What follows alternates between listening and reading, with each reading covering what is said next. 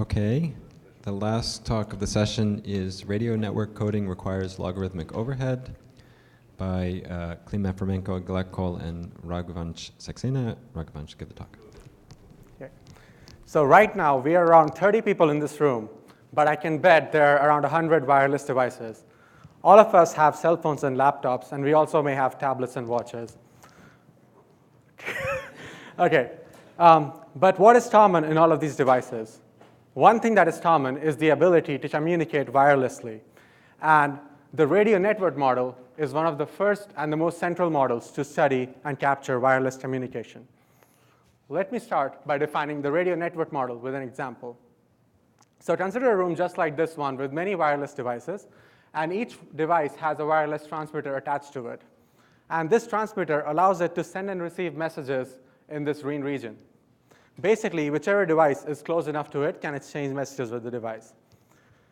But the device on the right cannot exchange messages with the device on the left because they are very far apart.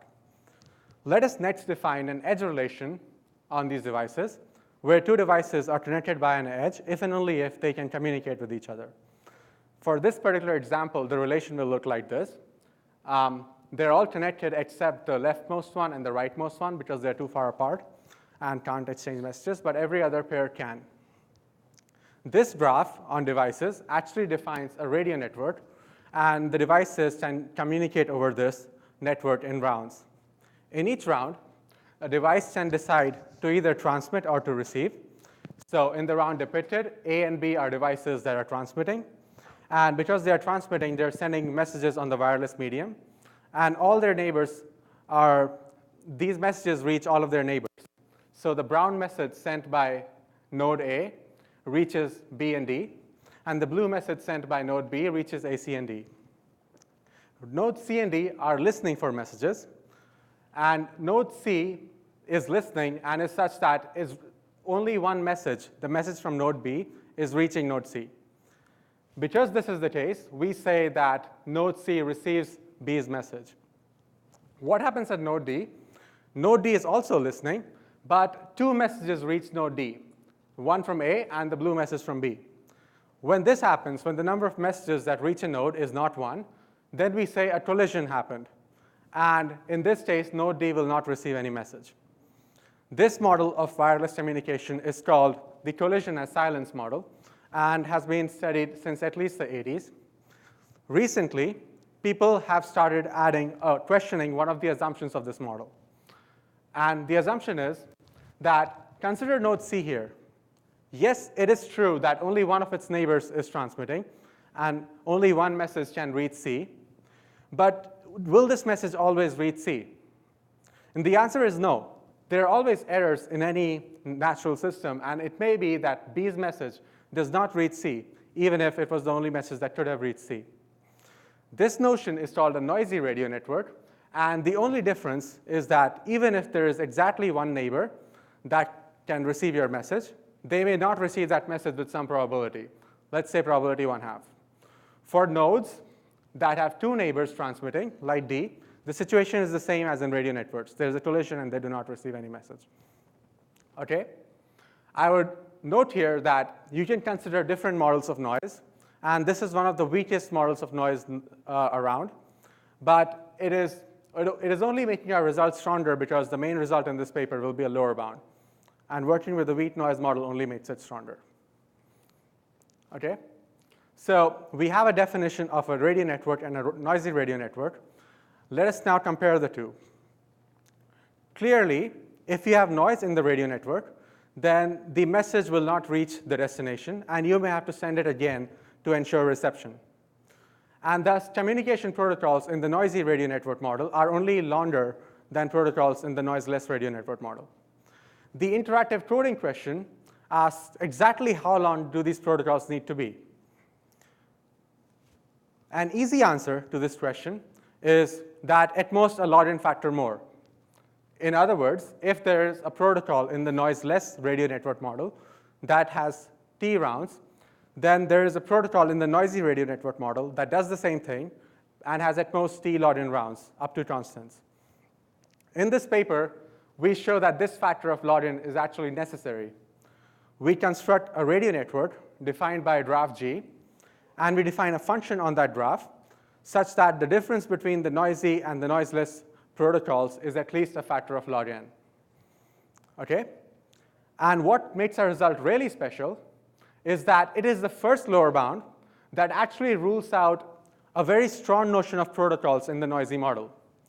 We actually show that even if your protocol in the noisy model is adaptive, I'll define adaptive later, even then you cannot have a protocol that is shorter than less than a log n overhead and does the same task.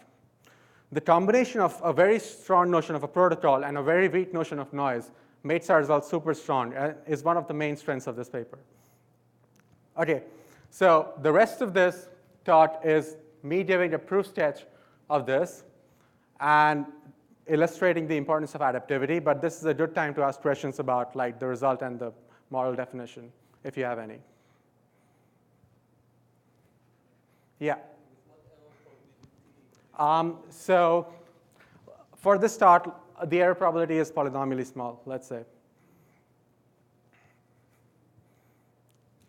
Okay, so let me first define adaptive protocols versus non-adaptive protocols.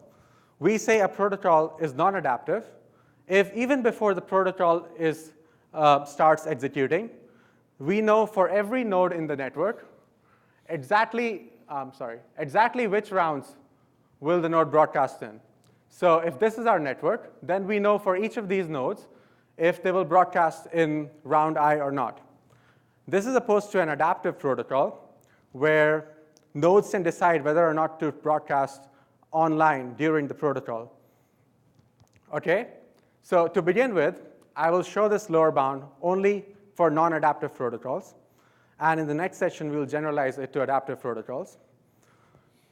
For non-adaptive protocols, I need to give you a graph G, a function f, an efficient noiseless protocol, and show that any noisy non-adaptive protocol takes a factor of log n more rounds. Okay? Let's do them one by one. The graph G I will consider is this star topology, which has one center node 0, and n, which is 6 here, leaf nodes alternating to the center node. And there are no other edges. The function f defined on this graph is, imagine each of these leaf nodes, 1 through 6, has a bit as input. And the center node 0 has to output all of these input bits. Okay? So if the bit belonging to node I is xi, then the center needs to output x1 to x6. Okay? Now, what is a noiseless protocol for this task? I claim that there is one protocol that solves this in n rounds. And in the first round, node 1 sends its bit to the center. There's only one node transmitting, so there's no collisions. There is no noise. And therefore, the center receives this bit. Yeah? Everybody knows the topology? Yes. It won't be needed for our lower bound, but for the upper bound, it only makes it stronger. Yeah, so node 1 sends it, and it's received at 0. In the next round, node 2 sends it. We keep going, and in n rounds, everybody will send their bit, and the center can output them. Okay? Let's now show why a non-adaptive noisy protocol cannot do better than n log n. By definition, if your protocol is non-adaptive, then for every node, you know exactly which rounds the node will transmit in. So consider a node I that transmits in less than log n over 5 rounds. Now, all of these log n over 5 rounds are corrupted independently with probability half. So with probability at least n to the minus 1/5, all of these rounds are lost. And the center has no information about this node's input. Now, if there are many nodes, say a constant fraction of the nodes are such that they transmit less than log n over 5 times, then each of these nodes is such that its message is lost with probability n to the minus 5 independently. This means that with high probability, there is at least one node, no claims about which one, but there exists a node, all of whose messages are lost. Because its messages are lost, the center does not know its input, and it cannot compute the function. Taking the contrapositive, if the center has to compute the function, then a constant fraction of the nodes should transmit at least log n over 5 times. And therefore, the total number of rounds needs to be at least n log n, proving the lower bound. Okay, questions? Okay, so what did we actually show here? We showed that if you have a star topology and you have noise, then a non-adaptive protocol requires all the leaf nodes to transmit at least log n times. Is this really an inherent feature of our model? And if you think about it, the answer is really no. And in fact, because all the messages are received successfully with probability 1/2, n over 2 leaf nodes in expectation are such that they only need to transmit once, and their message will reach the center. The other log n minus 1 rounds are only because they committed to those rounds before the protocol began execution. Okay? So if somehow the leaf nodes can detect whether their message reached the center or not, and they can adapt based on it, meaning if it reached the center, then they can just pass the baton over and not transmit anymore.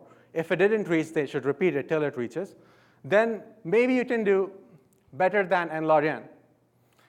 Our Stott paper last year actually showed that this is possible, and there is an O of n round protocol using exactly these techniques.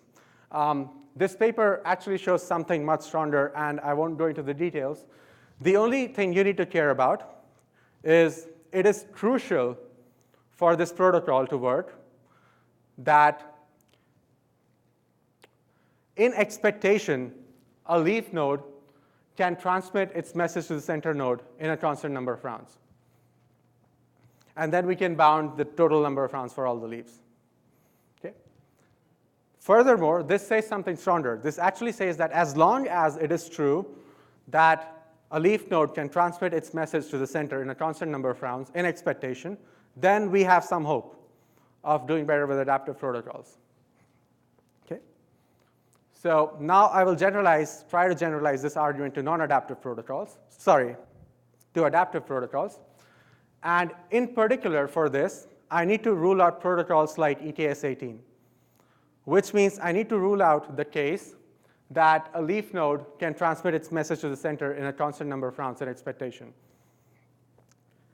Ideally, to show a log n lower bound, I need to show that a leaf node takes a log n many rounds in expectation to transmit its input to the center. Now, this surprising fact should make you suspicious. And the reason is that all messages are corrupted only with probability 1/2, which means in expected constant number of rounds, messages do reach across. And here I'm saying that I'll have an expected number of log n. So the rest of this talk is me explaining why I'm still true. And I'll do this in 2 steps. In the first step, I will consider a restricted notion of protocols and show that even if these protocols can be adaptive, we have a lower bound of log n. In the next step, I will remove this restriction and show a lower bound for all protocols. Okay? So for the first step, we take the star topology and we make it into a superstar topology. And the change is that every node in the star graph is now a supernode with root n nodes inside of it. So this circle here is the center of the star. And the 3 ellipses around it are the leaves of the star. And all of these are actually supernodes with root n many nodes inside of it. There are root n of them around the center. Just like the star graph, there are edges only between the center supernode and the superleaf node. Okay? Now, our restriction on the protocols would be that in any round and in any supernode, either all the nodes inside of it are transmitting or none of them are. So you cannot have a round where the red node here is transmitting but the blue one is not. Okay? Under this restriction, let us try to calculate the number of rounds in expectation that it takes for this superleaf to send its message to the supercenter. Because of our restriction, we know that this number of rounds will be the maximum number of rounds for any of the nodes inside the supernode. And there are root n nodes inside the supernode. And the maximum number is therefore seen to be log of root n, which is like log n. This shows that in expectation, just to repeat, this shows that in expectation, a given superleaf here takes log n many rounds, roughly, to send all its inputs to the supercenter in this case. Okay? Now, this means that because you have root n superleaves, and each node will take its own log n, the total number of rounds that is needed to transmit all the messages is root n times log n, which is enough for a lower bound that we want. Okay? Questions? So the only thing that is left is to remove our restriction. I assumed that the nodes are such that in any supernode, either all the nodes are transmitting in a given round or none of them are. In particular, I ruled out rounds that look like the following. In this round, the blue node in this superleaf, the red node in this superleaf, and the green node in this superleaf are transmitting. The centers are such that they only have one neighbor. The red guy here has only one neighbor that is transmitting. The blue guy here has only one neighbor, and the green guy also has only one neighbor that's transmitting. And therefore, all of them receive a lot of information, even though our restriction does not apply. And we cannot actually enforce our restriction because it's not a part of the model.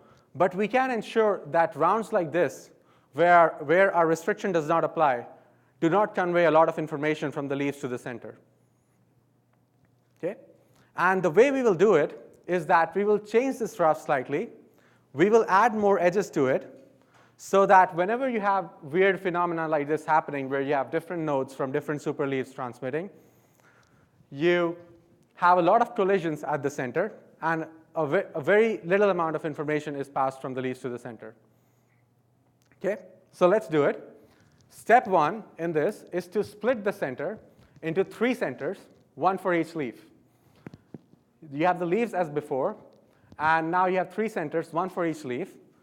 The dashed line between a center and the corresponding leaf means that there is a matching connecting the red to the red, the blue to the blue, the green to the green, like before. And they can send messages to each other. Next, I want to add some edges that go from leaf 1 to nodes outside center 1. And these edges will create collisions at these centers. What edges do I add? For every node in leaf 1, I add edges to all nodes outside center 1. So the blue node will be connected not only to the blue node there, it will also be connected to the blue node here, the red node here, the green node here, and all 3 nodes here. And same for the red node. Same for everything. If you're in leaf I, then you're connected to the corresponding node in center I, and you're also connected to all the nodes outside center I. Okay? Now, what do these edges buy us? These edges made sure our graph has the following property. If, say, the blue node in the first leaf is transmitting, then its message not only reaches the center, the blue node in the first center, it also reaches all the nodes that are not in center 1. Okay? So consider a round where a blue node is transmitting. Its message reaches all of these dark nodes. And now let us try to consider the situation where, say, the green node in leaf 2 is also transmitting to, say, well, aiming to transmit to the green node in center 1. Now, if the green node is also transmitting, then this green node that it is actually trying to transmit to actually has 2 neighbors transmitting, the blue one and the green one, implying that there's a collision at this node. Because there's a collision at all nodes that are outside our restriction, a very small amount of information is actually passed in these rounds. And we can finish our lower bound.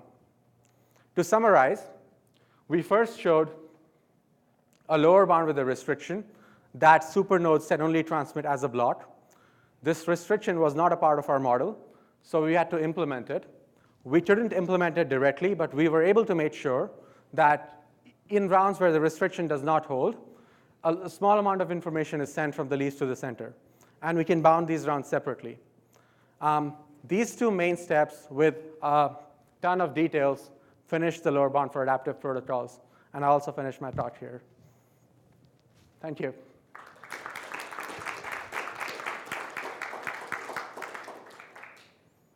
Questions? Yeah. So let's hear a certain graph of who can communicate with who. Yes. So does this have some like geometric embedding embedding in which these links are really the shortest distances or things like that? You mean something like whether this graph is planar or not? Or does it make sense, like, can you somehow embed it, let's say, in the plane or something like that, that the edges are really along short distances and the non-edges are long distances? We could do that all the way till we had this star topology, but when we duplicated the centers like this, there's almost like a complete bipartite graph here, and it's not embeddable in the plane. I don't know if you say it in this paper, we definitely considered if there's a planar network on which that is possible, and this was one of the future directions of work. But yeah, that's a very good question. More questions?